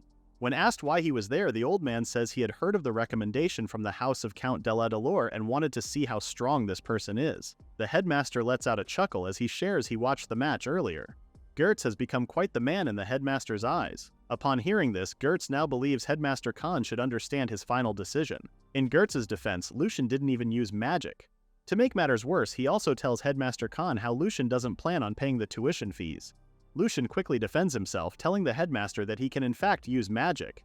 As for the money, he has prepared for it beforehand, so Gertz's accusation is impossible. Headmaster Khan thinks about it for a while. Is it not magic just because there wasn't spirit calling? Chuckling once more, Headmaster Khan doesn't really see anything wrong with the magic Lucien used. Gertz is stunned and speechless. Headmaster Khan further details out how Gertz, who is considered to be one of the 30 chosen mages of the Gastiana kingdom, got beaten by a child in just a few minutes, as Headmaster Khan would call it, just like magic. That alone should be enough to be considered as talent. However, Gertz still lashes out because he believes the academy shouldn't be taking in and training unrefined soldiers. He then states the academy's goal has always been to teach magic to those from a good family background and further hone their talent. At the end of his statement, Gertz interjects how Lucien isn't a noble but a mere commoner, to which has Headmaster Khan laughing loudly. Gertz has no right to call Lucien names when he was just defeated by what he calls a mere commoner, who has no noble blood running through his veins. Gertz grits his teeth and tries to excuse his loss to being caught off guard by Lucien. Still, Headmaster Khan calls this a great tactic to defeat an opponent. Again, Gertz uses the excuse of Lucien not using any chants or calling the spirits. This further frustrates Headmaster Khan, who yells at Gertz to just shut up and accept his defeat. In Lucien's mind, he can't wrap his head around the idea that Gertz just said he was caught off guard. He wasn't even going full throttle on the teacher. If Gertz is one of the 30 selected mages chosen by the kingdom at that level of ability, then Lucien can safely assume the proficiency of the mages or the magic technology of this kingdom is on the weaker side. After dealing with Gertz, Headmaster Khan calls Lucien's attention to tell the boy he definitely has the ability based on his skills during the exam. Headmaster Khan then takes back the fail stamp Gertz had initially given Lucien. Lucien then reveals he wouldn't mind being turned away by this academy. He would just simply go to another academy and try again. This has Headmaster Khan laughing once more. To think they would have missed out on a child prodigy. Crouching down, Headmaster Khan already knows the current sitch based on what Gertz had told him, especially the part where Lucien had collected the money from his village for the admission fee. When asked what he plans to do in this academy, Lucien honestly tells Headmaster Khan that he wants to prove that someone like him, a mere commoner, can use magic as well, and he wants to make a world where magic won't be used for discriminating those who aren't nobles. A smiling Headmaster Khan is beyond impressed by Lucien's answer, citing how this is a good enough answer for him. He then gives his stamp of approval in letting Lucien attend the academy from tomorrow onwards. Lucien is very much thankful for the headmaster's decision. Even Irina is happy for the young boy that she ends up giving him a hug. Pretty awkward for Lucien too. While watching the kids, Gertz quietly whispers to Headmaster Khan if this is really okay. Although the headmaster jabs on the teacher for being a sour loser, he also informs Gertz that he has a plan. Whatever this plan might be sounds a bit fishy. Lucien and Headmaster Khan then goes to the latter's office to process the boy's transferee files so he could formally attend Eagle Magic Academy. There, Headmaster Khan has accepted Lucien's recommendation letter and tuition fees. With this, Lucien is officially a student of Eagle Magic Academy from tomorrow onwards. Hooray! Headmaster Khan also discusses about certain classes. The academy usually ranks students by order and put them in classes 1 to 3. Since it's hard to recognize and gauge Lucien's magic, the headmaster has decided to place Lucien in Year 1 Class 3. As Lucien receives an envelope with the academy's official seal, he realizes that although the headmaster has acknowledged his transfer and talent, the academy still refuses to recognize his magical ability. Anyways, the envelope is a key that unlocks some of the magic barriers that are placed all over the academy. It also contains Lucien's school ID, so Headmaster Khan reminds Lucien not to lose it. Lucien's eyes begin twinkling with amazement. He is currently holding a product made with the magic technology of this era. What mechanism does this have so it could unlock magical barriers? Lucien just wants to go home and dissect it and see how it's made. Now that Headmaster Khan is done explaining the important stuff before Lucien's transfer, all there's left to do is pick up the uniforms on the first floor. I don't think Lucien's interested on that too. He's still very much invested on the envelope he just received. Wanting to look inside, Lucien uses appraisal magic. This is also the first time Lucien will look into this era's magic circle and is curious if they use spirit magic as well. However, Lucien's smile fades and confusion floods his mind. He never really noticed it earlier when he was looking at it afar, but the envelope uses magic slightly different from the spirit magic that was used 500 years ago. He delves deeper into it and can't really point a finger to it. It really is different from what Lucien knows as spirit magic, and this one in his hand seems to be calling out to something else. All of a sudden, Lucien snaps back to reality when he hears the bell ring. What's even more confusing is that Lucien doesn't remember coming out of the academy at all. Although that was rather suspicious, Lucien blames this on his bad habit of being too absorbed in anything related to magic. He does this so often that he also forgets everything else in his surroundings. He does have a faint memory of departing with the headmaster and Gertz though. Looking at the envelope again, Lucien can't seem to extract any more information from the keycard's magic circle. Still, the question lingers. Are the spirits from this era different from those Lucien knows? There isn't really anything that could answer his question here, so Lucien decides to go home, especially with Ron waiting for him. Lucien soon arrives at the inn he's staying at, and is instantly greeted by a teary-eyed Ron. Lucien goes on to cuddle his fairy friend who obviously missed the young sage. Thompson Garrick also comes to greet Lucien hello. He runs the inn in the town of Danpel, where Eagle Academy is also located. Thompson immediately asks Lucien about the results, to which the young boy reveals his passing marks. Chuckling happily, Thompson is happy to hear Lucien's results. He also reveals how McLean has been worried sick about Lucien, even mumbling about Lucien being a once-in-a-lifetime genius who'll change magic. After patting Lucien's head, Thompson leads the young boy towards his new room. Apparently, Thompson and McLean are old acquaintances, so Lucien was allowed to live at the inn while he attended the academy that McLean had suggested. Both Thompson and Lucien climb up the wooden ladder that leads to the young boy's room. After opening the window, Thompson apologizes to Lucien for giving him this small room. This is usually a room Thompson uses for storage. Lucien doesn't mind at all and thanks Thompson for it. Even it's just an attic, to be given the privilege to sleep here is more than enough for Lucien. This is also Lucien's first time to have a room to himself since he got reincarnated. Plopping himself on the bed, Lucien happily thinks about his past. Before, having a personal room was pretty normal, but now, it's been impossible to have one in the Gildorf household. Lucien finally feels the tiredness from today's errands and begins dozing off. While he takes his nap, Ron smilingly watches over him. Soon enough, Lucien is in his abysmal consciousness, floating as he wonders where he is right now. Suddenly, Ron appears in front of him and conveys that he wants to tell the boy something. Tears begin to fall off Ron's cute eyes as he expresses how lonely he felt while Lucien was at school. He then makes Lucien vow to never leave Ron ever again. Lucien has no other choice but to promise his fairy friend. The next morning, Lucien puts on his new uniform. In Eagle Magic Academy, there's the ready-made uniforms and an order-made product from a specific store. Of course, Lucien decided to get the ready-made one. He can't really remember it, but he apparently went to pick it up after his talk with the headmaster. Lucien soon arrived at school with Ron and is immediately greeted by a cheery Irina. She takes notice on Ron latched on Lucien's shoulder. Lucien grabs Ron and introduces him to Irina, who fluffs the little fairy up. Lucien then explains he didn't intend to bring Ron to school, but the poor fairy didn't want to let go of him. However, according to Irina, bringing pets is not allowed in the academy, so she suggests Lucien should hide Ron in his bag. Thank heavens Ron is mostly just fluffy fur and ended up fitting inside Lucien's bag. After that, Irina volunteers to guide Lucien to his classroom. She then asks Lucien if he received his card key, to which he confirms. Their conversation is suddenly cut short when someone calls Lucien a brat. Turning around, Lucien sees 3 teenage boys. The one in the middle sarcastically tells Lucien to shoo away since this academy isn't a nursery, and there's no magic to teach a poor brat like Lucien. Wow, rude much? Maybe this kid wants a taste of what happened to Getz too.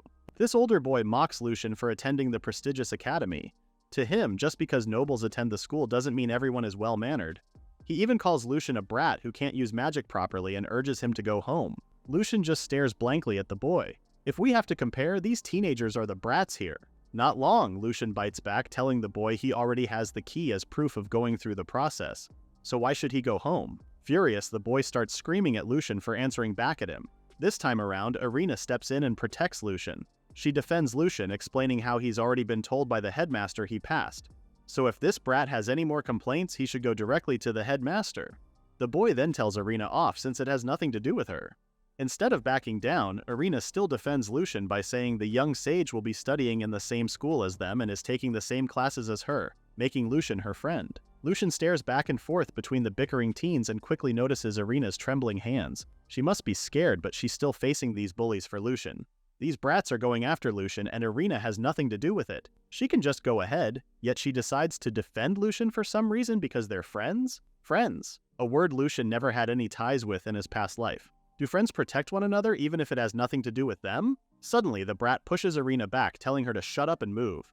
This knocks Irina to the ground, wincing in pain. The brat then points out how he's one of the contenders for the magic warrior, so he's not one they should be standing up against. Lucien, who immediately crouches to Irina, is now furious. He looks at the brat and asks if this kid is oh so arrogant to people who are weaker than him. Magic warriors sure are strong like that, huh? The brat's now annoyed at Lucien, threatening the young sage to be beaten up so Lucien could understand. With that, the brat calls upon the spirit of the earth.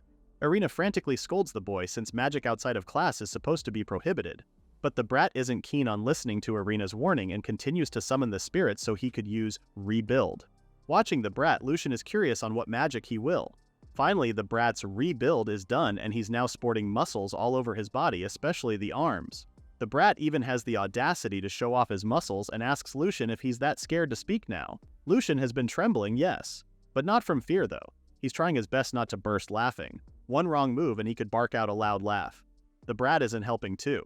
He's even calling Lucien to show off his muscles, telling the young sage he'll end up flying out of town once the brat punches him. Rebuild is a physical strengthening magic, wasting mana to increase the amount of muscle on the exterior looks. Looking at this dumb brat right now, Lucien really wants to know what these kids are learning in the academy. If only they learn his magic theory properly, then this brat will be able to learn how to properly boost his physical strength. Finding composure, Lucien points out this older kid can't do anything with just fake muscle.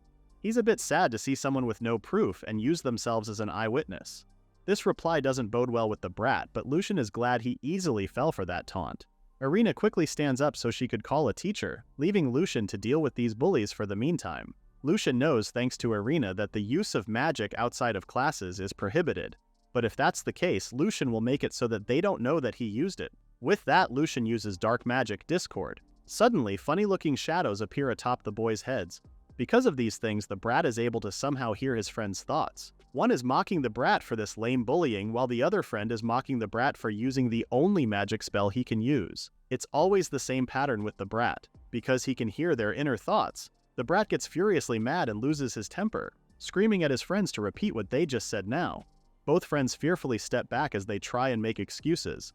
They're only saying those comments in a good light. As the brat raises his arm to throw in a punch at his friends, Lucien watches the three idiots fight. He's also glad his magic spell went through easily, but a bit disappointed none of these brats used resist to block his spell. Resist is a magic spell that can deter or protect oneself from a magic effect. Not using that is like being naked on a battlefield. After the brat knocks off his cronies, he turns to Lucien as he realizes this could be the young sage's fault. In fact, this brat even reveals he was using resist. So what did Lucien do?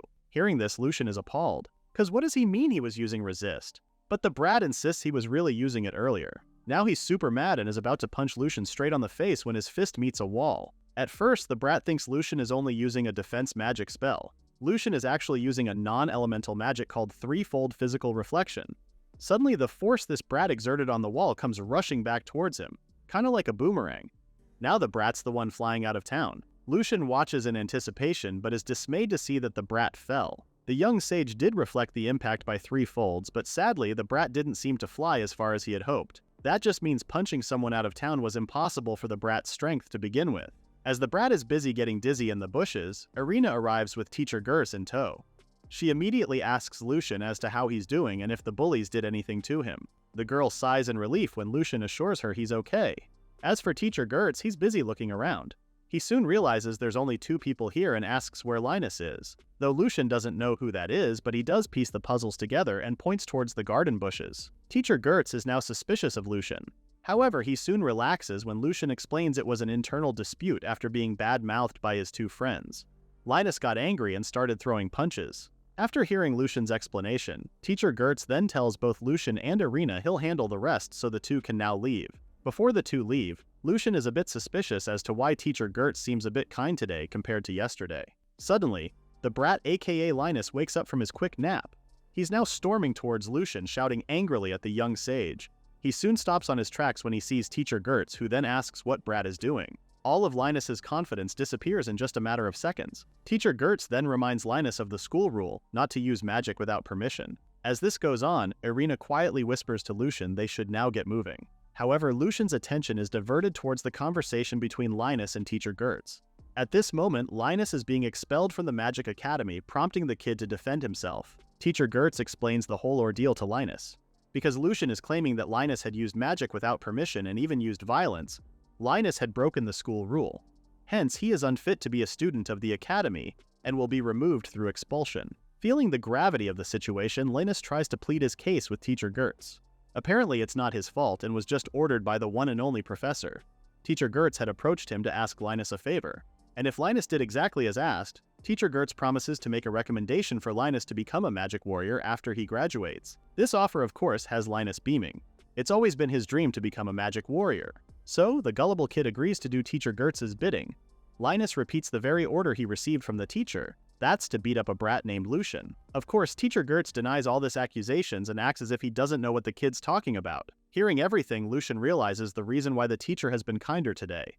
Teacher Gers, who wanted Lucien to go through pain, made Linus do the dirty work. But after knowing the plan failed, the teacher quickly discarded Linus like trash. Now Lucien feels a bit guilty knowing he was somewhat involved. Instead of leaving, Lucien approaches Teacher Gers and accuses him of being as equally at fault with Linus. This is clearly a case of mishandling a student who is simply following a teacher's orders. Lucien is now defending Linus, asking Teacher Gers to take responsibility for making the order in the first place. In denial, Teacher acts oblivious and tries to tell Lucien he didn't do anything at all. However, Lucien presents a strong defense, recalling the moment Teacher Gers had arrived. The teacher had immediately asked what happened to Linus. How is that the teacher knew Linus was their aide from the 2 that were on the ground? Teacher Gers uses Irina as front, telling Lucien she had told him about it. That Lucien and Linus were about to fight. However, Irina interjects, she never mentioned anything like that at all. Irina was rushing at that time, so she just pulled Teacher Gers aside while pleading the teacher to come to where the boys were. And just now, Linus had confessed it was Teacher Gers who ordered him to hurt a kid named Lucien.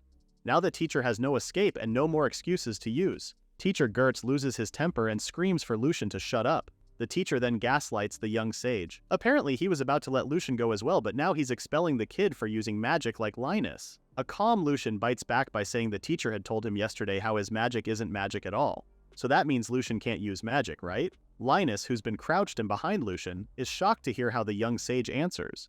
He's just a kid, but in Linus's eyes right now, Lucian's back seems so huge. Lucian then brings up the matter regarding Linus's expulsion and says it's unfair to let teacher Gertz decide when he was the one who created the opportunity for Linus. So, Lucian suggests they should discuss the matter with the headmaster, who can give them an opinion from a fair point of view. At the mention of the headmaster, teacher Gertz flinches and suddenly changes his demeanor. He stutters as he says there's no need to involve the headmaster since this isn't something big enough to report to him. Lucian knows the headmaster would be fair. Furthermore, the headmaster also had his whole face wrinkled up from happiness to have had Lucian transfer into the academy. Gertz wouldn't want the headmaster to know that he decided to expel Lucian on his own.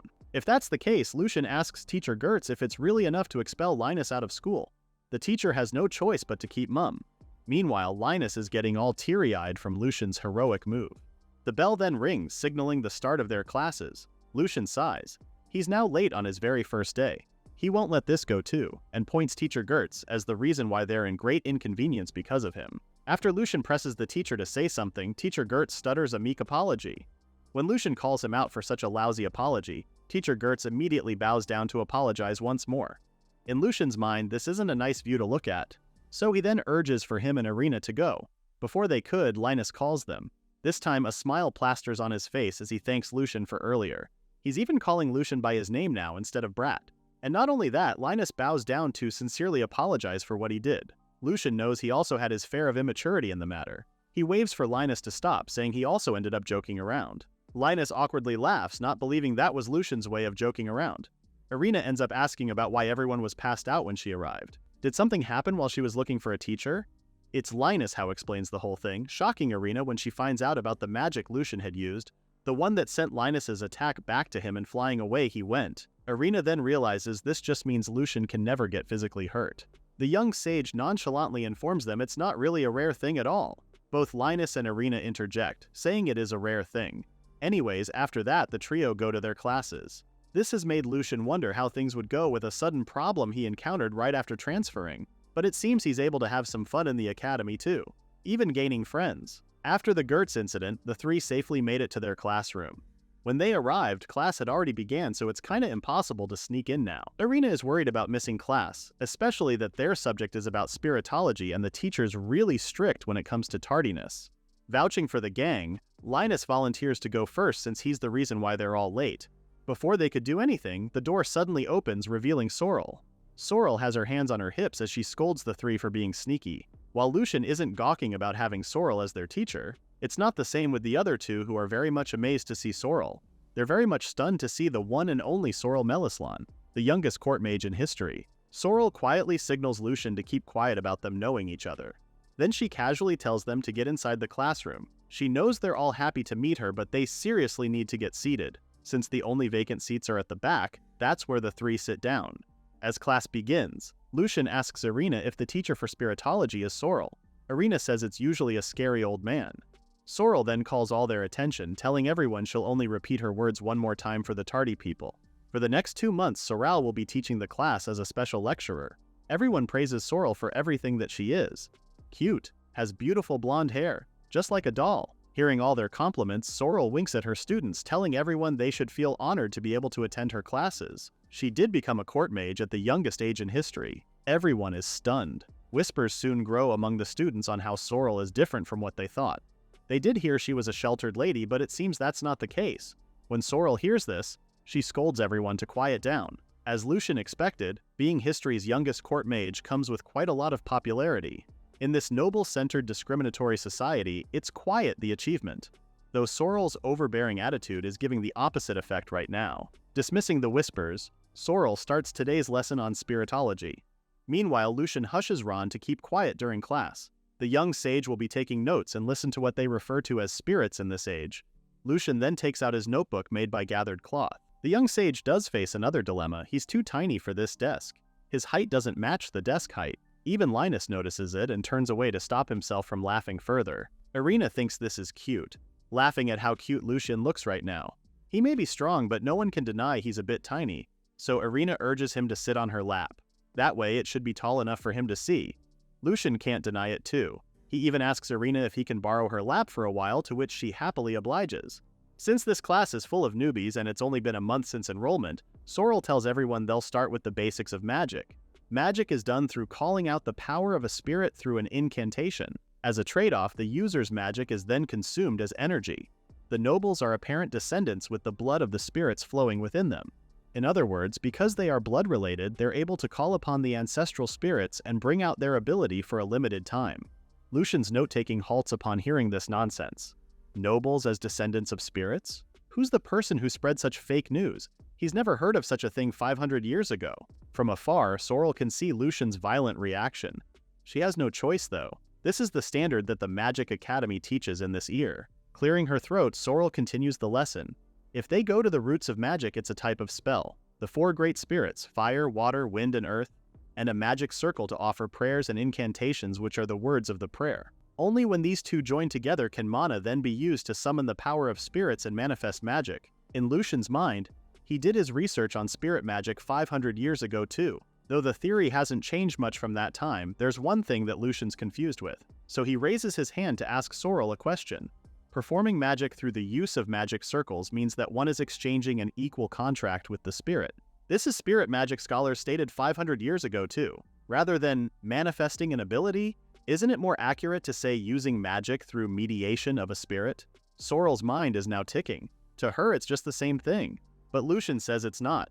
The right knowledge and the right understanding, only by having hat can the true power be demonstrated. Having even the slightest mistakes in understanding it can affect the manifestation of magic. Everyone stares at the young sage dumbfoundedly. Lucien then says it's faster to show everyone than explaining further, so he asks Irina to use magic like she usually does. Standing up, Irina calls upon the spirit of fire, asking it heed her call. As she utters the incantation fire, a small flame appears in her hands. After that, Lucien thanks her. Now he wants Irina to use magic with the thought of being an equal contractor in mind. Irina concentrates her mind on it before she calls the spirit of fire again. As soon as a magic circle appears and she utters fire, a bursting, raging fire appears before her. Everyone is stunned, speechless. Even Irina herself, they can't believe what they just saw. The flow of mana was certainly different too. Someone even thinks Irina had summoned a higher level of magic called flare, but they all heard her say, fire. Worn out, Irina's legs grow weak and sits herself down on the floor. She's still in disbelief with what just happened. Lucien then explains that was demonstrating what he just said earlier. Upon using the right understanding of the knowledge, the true power of magic can be manifested. Sorrel herself is also in disbelief. An equal contract with the spirit? She flinches at the thought. She then abruptly ends their lecture on spiritology and tells everyone they'll be having practical magic lesson in the exercise hall. When they arrive there, everyone tries to manifest the same thing Irina did earlier. Sorrel crosses her arms as she tells Lucien this is all his fault. If he hadn't said something weird earlier. Lucien defends himself, saying what he said earlier wasn't weird. What should be weird is their current lesson.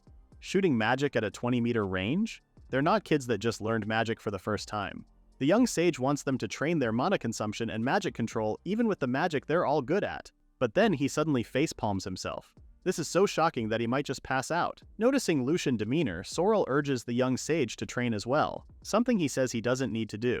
Hearing him object, Sorrel suggests they do something different. If he uses his magic properly and perform better than she does, Lucien can state his opinion.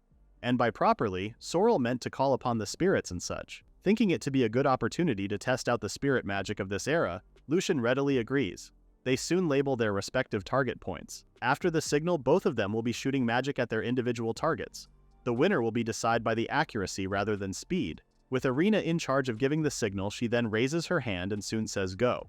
Both Lucien and Sorrel call upon the spirit of the wind to answer their call. As they both recite arrow, an arrow-like wind releases from Lucien's hand and precisely hit the center of the target.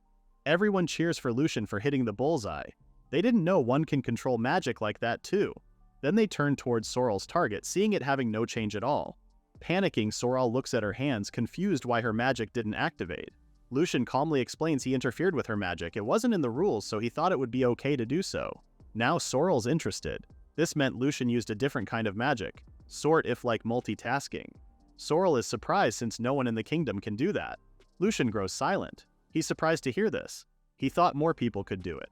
It's proof that technology did lower in standards to that point. Lucien then asks if court mages don't use resist as well, to which Sorrel begrudgingly explains she never thought to use it because she thought she'd never be interfered with. Smiling, Lucien apologizes for tricking Sorrel and points out how his magic would have bounced back if she had used his resist. Still, Sorrel is crossed-armed right now. The students agree with Lucien. This has Sorrel in a better mood. As long as it's not magic that she's unaware of, actual magic that Lucien uses won't be able to touch her in the slightest. With that, Sorrel tells everyone to continue with the training. Lucien, on the other hand, is happy to see Sorrel in a good mood again. Anyways, Lucien looks at his hands. He has realized it's been a while since he's used magic with keeping spirits in mind. He did feel the power of the spirit, but it is indeed different from what he knows of. What in the world are spirits? More specifically, what do they call spirits in this world? Curious, Lucien calls Sorrel's attention, asking if she's ever seen a spirit before. However, Sorrel says she hasn't. When Lucien asks if she knows what it looks like, Sorrel says it said that the 4 great spirits were fire or water itself. This has Lucien in thinking mode again. It's not different from the spirits he knows of then. He snaps back from his thoughts when Irina approaches him to ask if he's interested in spirits. Truthfully, he is a bit interested in it. Because of that, Irina suggests they go the archives together after school. There might be books regarding spirits that can answer Lucien's questions. Irina even volunteers to guide Lucien all the way there, something Lucien is grateful for. Sorrel has been watching the interaction between the two, and she's so happy and relieved to see Lucien has made actual friends. Irina quickly bows to Sorrel, introducing herself to the court mage as Lucien's friend. After giving her pleasantries to Irina, she turns to Lucien and tells him it's true she's relieved. Sorrel explains that she had worried for Lucien. He stands out and there's bullying.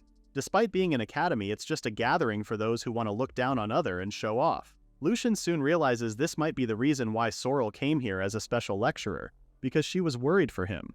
However, Sorrel denies it, saying tutoring for McLean became less busy so she has more time. Chiming in, Irina smiles at Sorrel and calls her a kind person. This has Sorrel blushing and quickly walks away. She tells them to shush, and if they don't hurry up, they'll be late for the next class. Both Irina and Lucien agree though. Sorrel is a kind person. After school, both Irina and Lucien are headed towards the archives. As they walk, Lucien tells her about how him and Sorrel know each other. Lucien tells her a lot has happened, but Sorrel is his savior who's done a lot for him since they've met. Irina now understands why Sorrel can't leave Lucien on his own in the academy. She shares the same sentiment as Sorrel too. It's because Lucien's small yet so amazing. Is it his magic or presence? Irina isn't so sure what it is that's amazing, but she just can't look away. At least that's what she thinks. They soon arrive at the archives. Inside is an array of books on the shelves. This is the Eagle Magic Academy's archives. Irina then cheerfully suggests they both split up and look for books about spirits. After a while and a stack of books, Irina gives up finding anything helpful. Lucien is still reading a book, but he already agrees.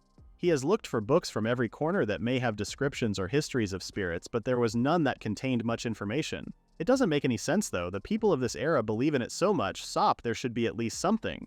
Activation of magic due to something called spirits.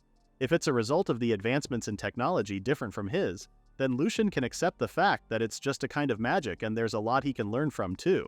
Yet, they spread false information like during the spiritology class, and people of the top class such as Gertz and Sorrel aren't able to show that much of a big power. Lucien has been thinking that this is all because people of 500 years ago kept using outdated magic, but it weirdly evolved, or rather it degraded instead. While he's looking for yet another book, Irina pops in to volunteer getting the books he needs if he can't reach them. But she's surprised to see him afloat instead. Even Ron is floating. This is gravity plus wind particle magic combined, and Lucien calls this an easy magic to manifest. Irina is beyond amazed. In her eyes, Lucien is using a different kind of magic from them. As Lucien descends back on the ground, Irina explains what she meant to say. Lucien was able to use water and shoot it out, and now he's flying around. These things are stuff Irina can't do at all. Another thing Irina finds great about Lucien. Lucien stares at her. Magic that's different from everyone's? If he tells her the truth, will she reject him like Gertz did? But seeing the sweet, innocent Irina who's playing with Ron right now, Lucien knows Irina's not like that. So Lucien calls her attention and asks her to keep an open mind as he tells her something about magic. Both Irina and Lucien then go out of the archives and find a bench to sit down. Lucien then explains to her that his magic doesn't come from spirits.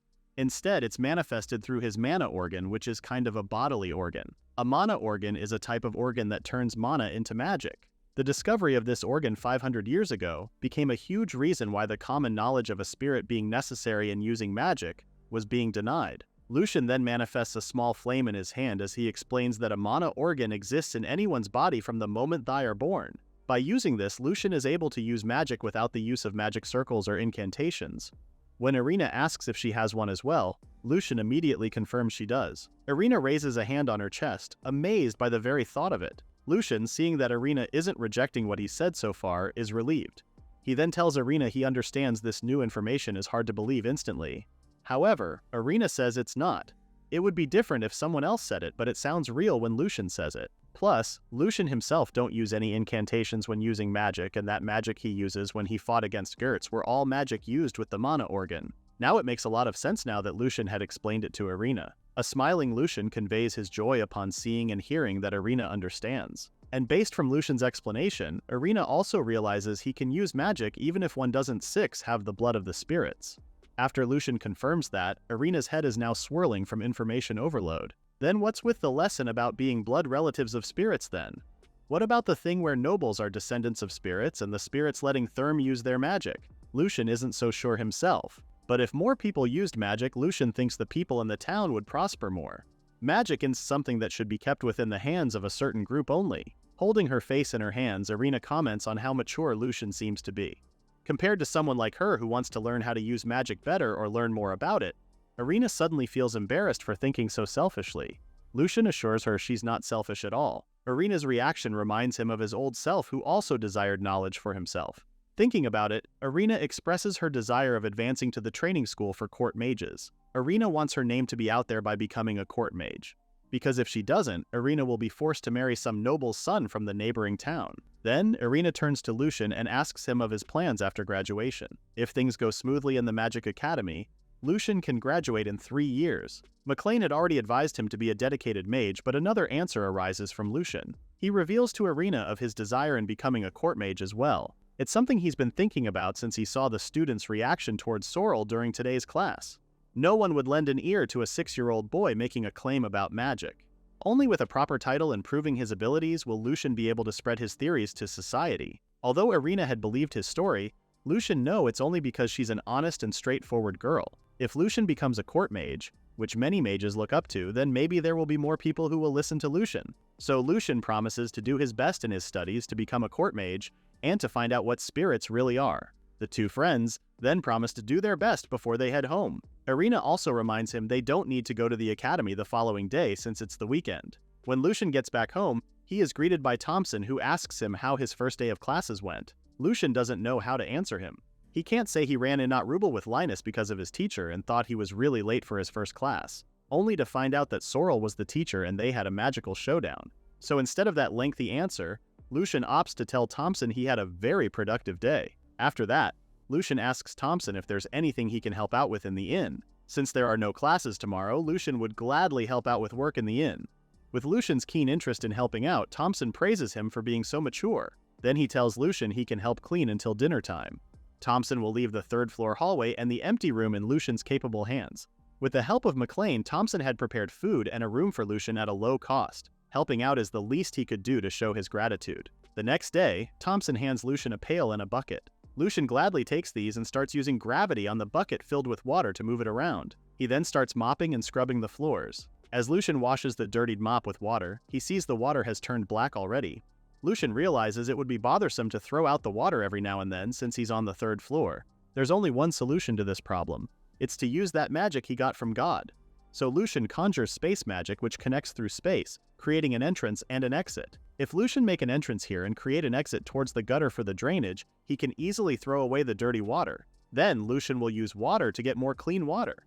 This is the perfect plan, though Lucien is curious about Thompson watching him earlier. Thompson had peeked through the incredible magic going on. From the bucket moving on its own down to the dirty water poured out outside and new water manifesting itself without going to the well. Well, he's pretty amazed at this extraordinary genius named Lucien. Suddenly, Lucien notices a pile of wood on the side. Tomosin then tells him he's gonna throw those out later. Thompson has dismantled a broken chair earlier this afternoon. However, Lucien asks him if it's alright to take some of it for himself. When Thompson agrees but then asks what Lucien will do with the wood, Lucien thinks about earlier. While the young sage was being told how to use the items earlier in the storage room, he had found a broken broom. Lucien plans on using blacksmith magic so he could shape the wood and granting it a shadow supporter as a finishing touch. And the finishing product? A golem! Thompson is shocked at the very sight of the golem. Lucien immediately explains it can replicate Lucien's movements. With this, the cleaning process will be twice as fast.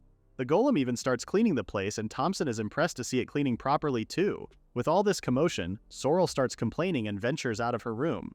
Lucien is surprised to see that the court mage is also staying at the inn as well. Sorrel briefly explains it's only while she's teaching at the academy. McLean had introduced her to this place.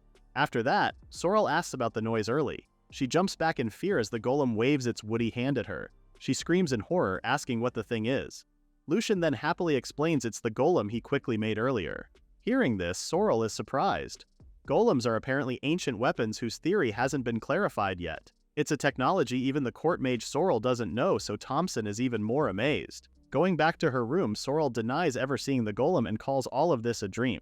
She must be so tired from being a teacher and should hurry up and sleep. After she shuts the door on them, both Lucien and Thompson agree to get back to work as well. A few days later at the academy, the headmaster has gathered all the teachers for a meeting. Everyone is concerned as to what this emergency meeting is about. The headmaster then reveals he's received a notice from the kingdom's Ministry of Magic this morning. The headmaster was told to let their students participate in the upcoming large-scale beast control operation, and he has very specific students in mind, or should we say just one. Whatever this operation is, let's hope it'll do Lucien good rather than bad.